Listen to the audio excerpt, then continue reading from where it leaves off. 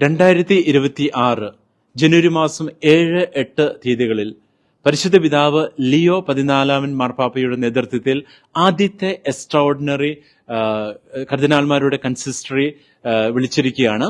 ഇന്നലെ നടന്ന 7-ാം തീയതി നടന്ന കർദിനാൾമാരുടെ യോഗത്തിൽ കൺസിസ്റ്ററിയിൽ നടന്ന കാര്യങ്ങൾ എന്തൊക്കെയാണെന്ന് നമുക്ക് നോക്കാം. 245 കർദിനാൾമാരാണ് നിലവിൽ കത്തോലിക്ക സഭയിൽ വോട്ടവകാശമുള്ളവരും അല്ലാത്തവരുമായിട്ടുള്ളത്. ഇതിൽ 170ഓളം കർദിനാൾമാരാണ് ഇന്നലെ നടന്ന കൺസിസ്റ്ററിയിൽ കർദിനാൾമാരുടെ യോഗത്തിൽ മാർപ്പാപ്പയോട് ചേർന്ന് പങ്കെടുത്തത്. അതിന്റെ ഈ കൺസിസ്റ്ററിയുടെ ഒന്നാമത്തെ ഭാഗം നടന്നത് വത്തിക്കാനിലെ സിനഡ് ഹാളിൽ വെച്ചായിരുന്നു.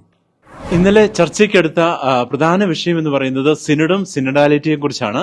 അതുപോലെ തന്നെ പരിശുദ്ധ പിതാവ് ഫ്രാൻസിസ് മാർപ്പാപ്പയുടെ അപ്പസ്തോലിക് പ്രബോധനമായ ഇവാഞ്ചലി ഗൗദിയം, അതായത് ജോയ് ഓഫ് ദ ഗോസ്പൽ എന്ന പ്രബോധനത്തെ ആസ്പദമാക്കിക്കൊണ്ടുള്ള സഭയുടെ ഇന്നത്തെ സുവിശേഷവൽക്കരണവും അതുപോലെ തന്നെ മിഷൻ പ്രവർത്തനത്തെ കുറിച്ചാണ്. അതുപോലെ തന്നെ ഇത് വേറിട്ട വിഷയങ്ങളല്ലെന്നും അത് ഒറ്റപ്പെട്ട വിഷയങ്ങളല്ലെന്നും പരസ്പരം ബന്ധിതമാണെന്നും വത്തിക്കാൻ പ്രസ് കോൺഫറൻസിന്റെ ഡയറക്ടറായ മത്യോ ബ്രൂണി പ്രത്യേകമായിട്ട് സൂചിപ്പിക്കുകയുമുണ്ടായി. കൺസിസ്റ്ററി യോഗം ആരംഭിച്ചത് വിയനി ക്രിയേറ്റർ പരിശുദ്ധാത്മാവിനോടുള്ള പ്രാർത്ഥനാ ഗീതം ആലപിച്ചുകൊണ്ടായിരുന്നു.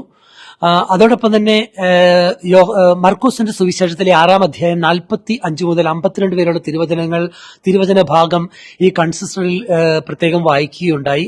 ഭയപ്പെടേണ്ട എന്ന് പറഞ്ഞുകൊണ്ട് കാറ്റിനെ ശാന്തമാക്കുന്ന യേശുവിന്റെ രംഗമാണ് ഈ സുവിശേഷത്തിൽ നമുക്ക് കാണുവാൻ സാധിക്കുക.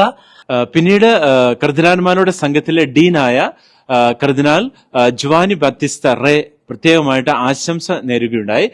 പ്രത്യേകിച്ച് കർദിനാൾമാരോട് ഡീനായ ജുവാനി ബാത്തിസ്ത റേ നമ്മൾ പ്രത്യേകമായിട്ട് ഓർമ്മിക്കുന്നത് പരിശുദ്ധ പിതാവ് ഫ്രാൻസിസ് പാപ്പായുടെ അന്തിമ ഉപചാരത്തിൽ പ്രത്യേകമായിട്ട് ചരമസമയത്ത് പ്രത്യേകമായിട്ട് വിശുദ്ധ ബലിമർത്തിയെ അന്തിമോപചാരം അർപ്പിച്ചുകൊണ്ട് നല്ല സന്ദേശം നൽകിയ കർദിനാൾ ആണ് ഡീനായ ജോവാനി ബാത്തിസ്ത റേ. അതോടൊപ്പം തന്നെ ഈ കൺസിസ്റ്ററിയിൽ ഡൊമിനിക്കൻ കർദിനാളായ തിമോത്തി റാഡ്ക്ലിഫ് ധ്യാന ചിന്തകൾ നൽകുകയുണ്ടായി. അതിൽ അദ്ദേഹം എടുത്തു പറഞ്ഞൊരു കാര്യം, പരിശുദ്ധ പിതാവിനെ സഹായിക്കുവാൻ കടപ്പെട്ടിരിക്കുന്ന നമ്മൾ സ്നേഹത്തിലും സമാധാനത്തിലും വേരൂന്നി വളരേണ്ടതിന്റെയും യുദ്ധവും അതോടൊപ്പം തന്നെ അതിക്രമങ്ങളും ദാരിദ്ര്യവും വർദ്ധിച്ചു വരുന്ന ഈ ലോകത്തിൽ സ്നേഹവും സമാധാനവും കെട്ടിപ്പടുക്കുന്ന ഒരു സമൂഹമായി മാറേണ്ടതിന്റെ ആവശ്യകതയെക്കുറിച്ചും ഒപ്പം തിരുസഭയുടെ ഈ മേഖലയിലുള്ള ഉത്തരവാദിത്തത്തെക്കുറിച്ചും യോഹന്നാന്റെ സുവിശേഷത്തെ അധിഷ്ഠിതമാക്കിക്കൊണ്ട് പ്രത്യേകമായ ഒരു ധ്യാനചിന്ത നൽകുകയുണ്ടായി.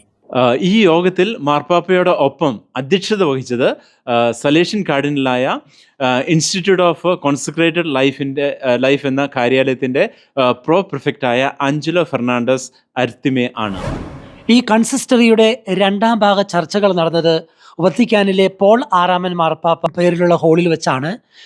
ഇവിടെ നടന്ന ചർച്ചകൾക്ക് നേതൃത്വം കൊടുക്കുവാൻ വേണ്ടിയിട്ട് പ്രത്യേകമായ ഒരു കാര്യം അവർ ക്രമീകരിക്കുകയുണ്ടായി. അതായത് വിവിധ ഭാഷകളുടെ അടിസ്ഥാനത്തിൽ 20 ഗ്രൂപ്പുകളായി കർദിനാൾമാരെ തിരിച്ചുകൊണ്ട് ടേബിൾ റൗണ്ട് ഡിസ്കഷൻസ് ഒക്കെ നടന്നു. അതിൽ 2 പ്രധാന വിഷയങ്ങളെ കേന്ദ്രീകരിച്ചായിരുന്നു മുഖ്യമായും ചർച്ചകൾ നടന്നത്. സിനഡ് ആൻഡ് സിനഡാലിറ്റി, അതോടൊപ്പം തന്നെ സഭയുടെ സുവിശേഷ പ്രേക്ഷിത വേലയെക്കുറിച്ച് എവാഞ്ചലി ഗൗദിയം എന്ന പരിശുദ്ധ പിതാവ് ഫ്രാൻസിസ് മാർപ്പാപ്പയുടെ അപ്പസ്തോലിക പ്രബോധനത്തെ കേന്ദ്രീകരിച്ചുള്ള ചർച്ചകളാണ് പ്രധാനമായും നടന്നത്.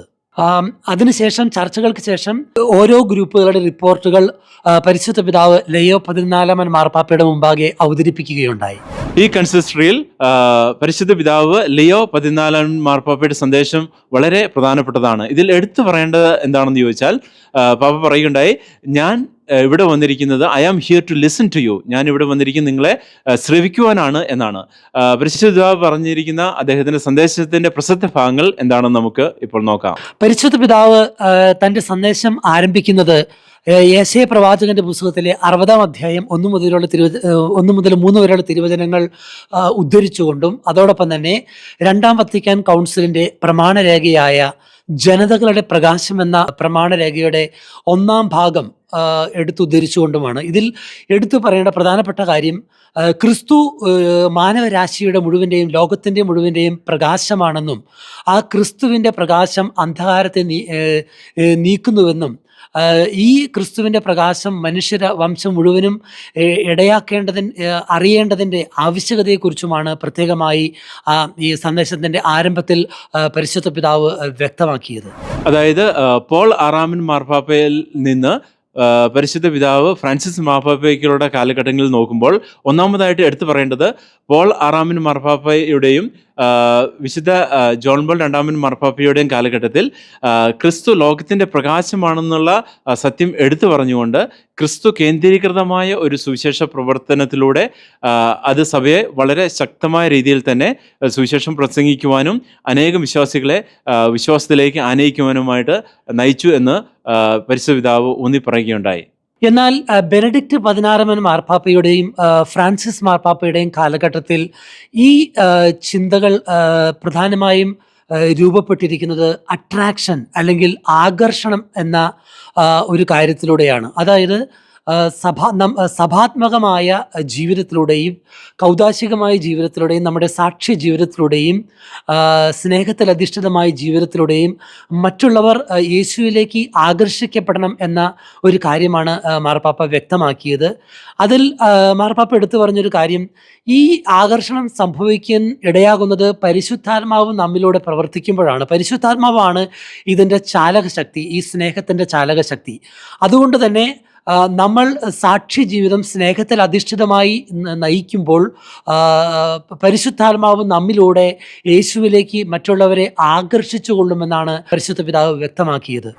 മറ്റൊരു കാര്യം പരിശുദ്ധ പിതാവ് എടുത്തു പറഞ്ഞത്, അനൈക്യവും വിഭാഗീയതയും ഉള്ളിടത്ത് ആകർഷത്തിന് പകരം അകൽച്ചയായിരിക്കും സംഭവിക്കുക. അതുകൊണ്ട് സ്നേഹത്തിൽ അധിഷ്ഠിതമായ ജീവിതം നയിച്ചുകൊണ്ട് സുവിശേഷ വേല ചെയ്യുവാൻ വേണ്ടി പരിശുദ്ധ പിതാവ് പ്രത്യേകമായിട്ട് ഉത്ബോധിപ്പിക്കുകയും ചെയ്തു.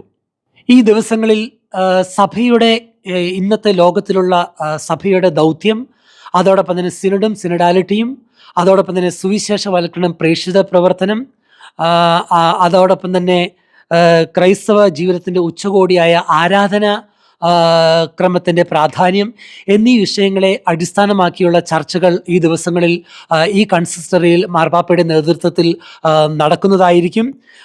പ്രത്യേകമായി ഈ ചർച്ചകൾ ഈ ദിവസങ്ങളിൽ നടക്കുമ്പോൾ നമുക്കൊന്നു ചേർന്ന് സഭയ്ക്ക് വേണ്ടി, ഈ കൺസിസ്റ്ററിക്ക് വേണ്ടി പ്രത്യേകമായിട്ട് പ്രാർത്ഥിക്കാം. വത്തിക്കാനിൽ നിന്നും ഗുഡ്നസ് ചാനലിന് വേണ്ടി ഫാദർ ജോബി പോളിനോടൊപ്പം ഫാദർ ജോജി പോൾ.